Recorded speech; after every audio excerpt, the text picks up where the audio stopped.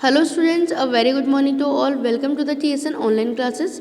Today I am going to explain class 10 science chapter number 15. Today topic is food chain. A food chain is the flow of food energy from one organism to the next and so on. They usually start with the producer and end with the carnivore. In a food chain, an organism gets food from one group of the organisms. So food chain को आप ऐसे समझ सकते हैं बेटे कि food chain के अंदर फ्लो ऑफ फूड एनर्जी होता है और एक ऑर्गेनिज्म से दूसरे से तीसरे ऑर्गेनिज्म तक वो जो एनर्जी है वो आगे से आगे ट्रांसफ़र होती जाती है। यूजुअली ये प्रोड्यूसर यानी प्लांट से स्टार्ट होती हैं और इसका जो एंड होता है वो कार्निवोरस पे होता है। एक फूड चेन का एग्जांपल जो है वो हमने आपको यहाँ बताया है। देखिए आप, फर्स्ट ग्रास जो है वो प्रोड्यूसर है, फिर डियर जो है वो फर्स्ट कंज्यूमर है, लैंड जो है वो सेकंड कंज्यूमर है। ये एक सिंपल फूड चेन है। इसके अलावा कुछ और भी इसमें ऐड कर सकते हैं हम, जैसे कि ग्रास जो है इसका यूज़ इंसेक्ट कर रहे हैं। इंसेक्ट्स को जो फ्रॉग है वो एज अ फूड काम में ले रहा है और फूड को किसने खाया, और जो फ्रॉग है उसको एज अ फूड किसने खाया, स्नेक ने। तो प्रोड्यूसर यहाँ पे ग्रास कहलाएगा, insects first consumer, frog second consumer and snake जो है वो थर्ड कंज्यूमर्स के अंदर काउंट किया जाएगा। इसी तरीके से आप देखिए नेक्स्ट फूड चेन आपको बताया ग्रास से जो एनर्जी है वो ट्रांसफ़र हुआ है जब मोथ ने ग्रास को काम में लिया है फूड। फिर फ्रॉग जो है मतलब मौत से जो एनर्जी है वो किस पे गई है, फ्रॉग पे गई है, फ्रॉग से स्नेक के पास और स्नेक के बाद हॉक्स पे। तो यहाँ देखिए आपको इस स्लाइड के अंदर हमने डायग्रामेटिकली यहाँ पे शो किया है कि किस तरीके से फूड चेन के अंदर जो फूड एनर्जी है वो एक पार्ट से दूसरे पार्ट के अंदर ट्रांसफ़र होती है। तो यहाँ पे ये सिंपल फूड चेन है। नेक्स्ट हमारे पास में है फूड वेब किसे कहते हैं। Food web is a group of the several interconnected food chain. In a food web organism gets food from a more than one group of the organism. बेटे food chain में क्या होता है कि एक स्ट्रीट चेन चलती है, एक पार्ट से दूसरे पार्ट के अंदर एनर्जी का ट्रांसफ़र होता रहता है। फूड वेब के अंदर जो ऑर्गेनिज्म होते हैं उनके पास में फूड के बहुत सारे ऑप्शंस होते हैं और ये जो फूड चेन है, डिफरेंट फूड चेन है, सेवरल फूड चेन जो है वो आपस में इंटरकनेक्टेड होती हैं। यहाँ पर देखिए जिस तरीके से डायग्राम में आपको शो किया है, प्लांट है तो इस प्लांट को रैट ने खाया है प्लांट प्रोजेक्ट को, या इसको जो ग्रास हॉपर है वो भी खा सकता है, या जो बटरफ्लाई है वो ले सकती है। और रैट को कौन कौन लोग एज अ फूड काम में लेते हैं, जैसे कि वल्चर के बारे में बताया है आपको यहाँ पर, और इसके अलावा हमने डॉग के बारे में बताया है, फ्रॉग जो है उसके बारे में यहाँ बताया कि ग्रास हॉपर को कौन खा सकता है, फ्रॉग खा सकता है। तो ये जो फूड वेब, जैसे कि नाम से पता चल रहा है वेब यानी कि जब, तो इसी तरीके से बहुत सारे ऑप्शंस होते हैं फूड वेब में। फूड चेन की तरह बहुत सारी फूड चेन जो होती हैं वो आपस में इंटरकनेक्टेड होकर फूड वेब को बनाती हैं। Now trophic level, each step in a food chain where the transfer of the food energy take place is called the trophic level। तो यहाँ पे आपको ये डेफिनेशन बहुत पता होना चाहिए कि ट्रॉफिक लेवल किसे कहते हैं।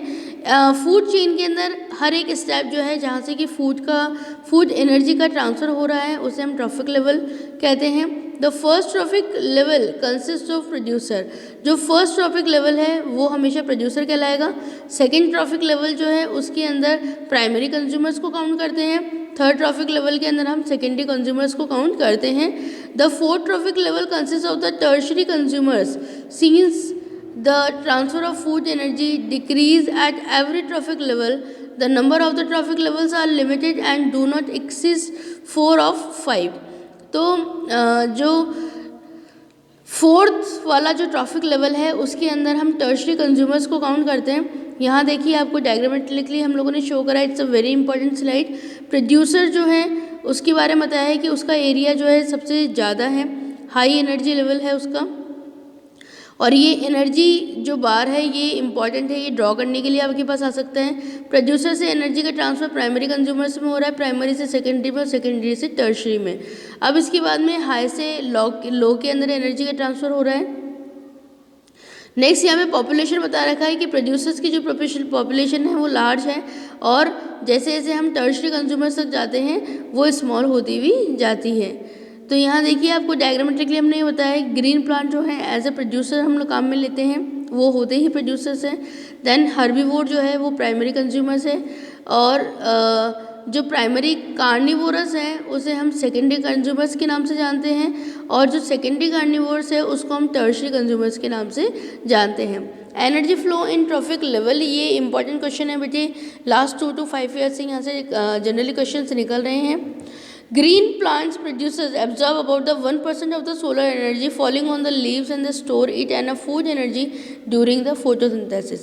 जो ग्रीन प्लांट होते हैं उन्हें हम प्रोड्यूसर्स कहते हैं, और ये सोलर एनर्जी का यानी जो सनलाइट प्लांट्स की लीव्स के ऊपर आ रही हैं उसका ये 1% जो है वो एब्जॉर्ब करते हैं by the process of photosynthesis.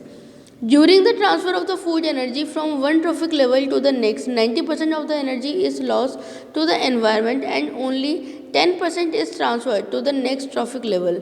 जब एक ट्रॉफिक लेवल से दूसरे ट्रॉफिक लेवल के अंदर एनर्जी का ट्रांसफ़र होता है तो उसमें से 90% जो है उस एनर्जी का वो एनवायरनमेंट के अंदर लॉस हो जाता है, और केवल 10% एनर्जी जो है वो नेक्स्ट ट्रॉफिक लेवल के अंदर ट्रांसफ़र होती है। So there is a decrease in the amount of the food energy transfer at every trophic level by 10%। इसीलिए हर ट्रॉफिक लेवल के ऊपर 10% की जो एनर्जी है वो उसका ट्रांसफ़र होता है, बाकी 90% जो एनर्जी होती है वो एनवायरनमेंट में लॉस हो जाती है। This is known as a 10% of law, इसे हम 10% लॉ के नाम से जानते हैं। ये बहुत इंपॉर्टेंट क्वेश्चन है बेटे, यहाँ से क्वेश्चन 100% पुटअप होता है, लास्ट 5 ईयर से यहाँ से क्वेश्चन पुटअप हो रहा है। तो यहाँ पे देखिए जो हम लोगों ने पिरामिड ग्राफ आपको यहाँ पे शो किया है, इसमें जो प्रोड्यूसर्स हैं हम ये मानते हैं कि उनके पास 1000 किलो कैलोरीज जो ऊर्जा है, जो एनर्जी है वो है। यहाँ से जब प्राइमरी कंज्यूमर्स के पास में एनर्जी जाती है तो 1000 का 10% जो है केवल वही जाता है, तो वो 100 किलो कैलोरीज है। 100 का 10% 10 किलो कैलोरी हुआ, और 10% का और 10 किलो कैलोरी एनर्जी का जो 10% है वो 1 है जो कि टर्शरी कंज्यूमर्स के पास में जाता है। इससे हमें ये बात समझ में आती है कि जो टर्शरी कंज्यूमर्स हैं उसके पास में एनर्जी सबसे कम होती है, और जो प्रोड्यूसर्स हैं उनके पास में सबसे ज़्यादा एनर्जी होती है। तो ये स्लाइड जो मैंने आपको पहले बताई थी ये इसीलिए बहुत इंपॉर्टेंट है क्योंकि इससे हमें एनर्जी और पॉपुलेशन दोनों के बारे में पता चल रहा है। Now the next topic is biological magnification, इसे हम बायो मैग्निफिकेशन के नाम से भी जानते हैं। Harmful chemicals like insecticide and pesticides which are used to protect crops from insect and pests are absorbed by plants and enter the food chain. Since these chemicals are non-biodegradable, they get accumulated at every trophic level and their concentrations increase. Since human beings occupy the highest trophic level, the concentration of these harmful chemicals is maximum in our body. The increase in concentration of harmful chemicals in the bodies of the organism at higher trophic level is called biological magnification. So यहाँ पर biological magnification के बारे में बता रखा है बेटे कि जो हार्मफुल केमिकल्स होते हैं किसमें, इंसेक्टिसाइड और पेस्टिसाइड्स के अंदर, ये क्रॉप्स के अंदर डाले जाते हैं। मतलब कि हम जो पेस्टिसाइड है उसका यूज़ क्यों करते हैं, क्रॉप्स के अंदर इंसेक्ट्स ना लगे, पेस्टिसाइड ना लगे, इसके लिए, है ना। और क्या होता है कि जब ह्यूमन बीइंग तक ये प्लांट पार्ट पहुंचते हैं तो यदि हम इन्हें ढंग से वॉश नहीं करते हैं तो क्या होता है कि ये जो केमिकल हैं ये हमारी बॉडी के अंदर आ जाते हैं। धीरे धीरे ह्यूमन बीइंग जो है उसकी बॉडी के अंदर इसका हार्मफुल केमिकल का जो कंसंट्रेशन है वो मैक्सिमम होता जाता है। The increase in concentration of harmful chemicals in the bodies of the organism की बॉडी के अंदर जो हार्मफुल केमिकल्स का कंसनट्रेशन बढ़ता जाता है, इसे हम बायोलॉजिकल मैग्निफिकेशन के नाम से जानते हैं। So biomagnification through the food chain जो है हमने यहाँ पर आपको शो किया है, लो लेवल से हाई लेवल की तरफ ही जा रहा है। तो बायोलॉजिकल मैग्निफिकेशन की जो डेफिनेशन है वो बहुत इंपॉर्टेंट है बेटा, आप उसकी भी एक बार तैयारी कर लें। Now 15.3 how do our activities effect the environment. हमारी जो एक्टिविटी है वो एनवायरनमेंट को किस तरीके से इफ़ेक्ट करती है। Deflection of the ozone layer in the atmosphere, ozone molecules contain a 3 organisms atoms O3 at high level in the atmosphere. The UV radiation splits some oxygen molecules into free oxygen atoms which combines with oxygen molecules to form ozone. It is highly poisonous. तो यहाँ पर ये जो आपको equation यहाँ पे दिखाई दी है बेटा कि जो O3 है जब उस पर UV रेडिएशन जाते हैं तो वो O+O2 में डिवाइड हो जाती है, सब्ट्रैक्ट हो जाती है।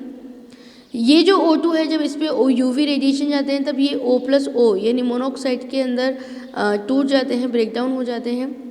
ये जब मोनोऑक्साइड किसी ऑक्सीजन के मॉलिक्यूल से कंटेन करता है तो O3 बन जाता है। तो ये इक्वेशन बहुत इंपॉर्टेंट है। ये यहाँ से लेफ़्ट टू राइट हम जा रहे हैं तब और राइट टू लेफ़्ट हम लोग जा रहे हैं। दोनों ही तरीके से क्वेश्चन यहाँ पे पुटअप हो सकता है। लास्ट टाइम जो है वो इक्वेशन यही था, लास्ट टू लास्ट ईयर का है, इक्वेशन यही था, लेकिन O3 का जिस तरीके से डिप्लेक्शन हो रहा है वो उन्होंने पूछा था। तो यहाँ से हम कॉम्बिनेशन बता रहे हैं कि O2+O जो है वो O3 में कन्वर्ट होते हैं, लेकिन O3 पे यदि UV रेडिएशन जाए तो वो O2+O के अंदर जो है वो ब्रेक डाउन हो जाएंगे और O2 के ऊपर जब UV रेडिएशन जा रहे हैं तब वो O और O में ब्रेक डाउन हो जाते हैं, मोनोऑक्साइड में टूट जाते हैं। तो ये जो इक्वेशन है ये आपको बहुत अच्छे से करना है। लास्ट ईयर 2 मार्क्स का क्वेश्चन यहाँ से पुटअप हुआ था। The ozone layer presence in the higher layer of the atmosphere protect the earth from the harmful UV radiation from the sun. UV radiation cause skin cancer and humus in humans.